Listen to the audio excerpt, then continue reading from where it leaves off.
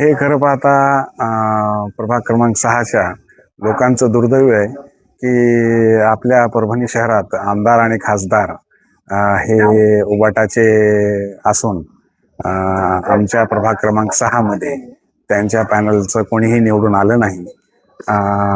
परंतु त्या पॅनलचे प्रमुख जे होते सय्यद गौस मोहिउद्दीन ह्यांचं जे आहे सामाजिक कार्यात रुची असल्यामुळे मागील 15 ते 20 वर्षापासून त्यांचं सतत सामाजिक कार्य चालू आहे आणि त्यांना जर पद मिळालं असतं तर कदाचित आणखीन चांगल्या प्रकारे त्यांनी जे आहे शिवसेनेचं प्रतिनिधित्व या प्रभाग क्रमांक 6 मध्ये केलं असतं.